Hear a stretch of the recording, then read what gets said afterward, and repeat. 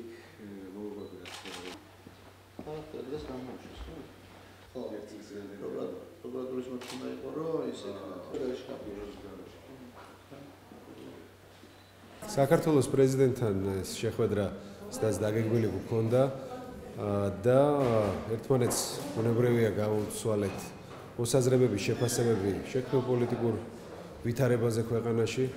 მე ბუნებრივია მქონდა მოსახსენებელი ის თემები, რომელიც დაწყებული იყო თავდაცვის სამინისტროში, რომლის საქმის კურსში იყო პრეზიდენტი და იმედი გამოვთქვით, რომ ეს ყველაფერი გაგრძელდება, იმიტომ რომ ეს უკავშირდება სწორედ იმ მთავარ ამოცანას, ეროვნულ ამოცანას ჩვენსაც, რომ ევროპის ნაწილი და ევროატლანტიკური სივრცის ნაწილი გავხდეთ, სამხედრო ძლიერებას, ჩვენ თავდაცვის უნარიანობის გაძლიერებას, ამაზე გქონდა საუბარი.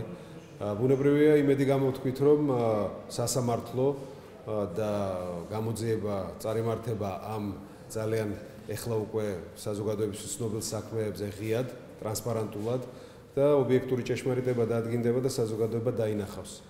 თუ რა მიღწევები ჰქონდა არმიას და თავდაცვის სამინისტროს ბოლო წლების განმავლობაში. ვისაუბრეთ ასევე იმაზე, რომ ჩვენს ქვეყანაში აუცილებელია პოლიტიკური ძალები, განსაკუთრებით პროდასავლური პოლიტიკური ძალები გაძლიერდეს და ქვეყანამ გააძლიეროს ინსტიტუტები და ინსტიტუტები იღებდეს მონაწილეობას ქვეყნის მართვაში.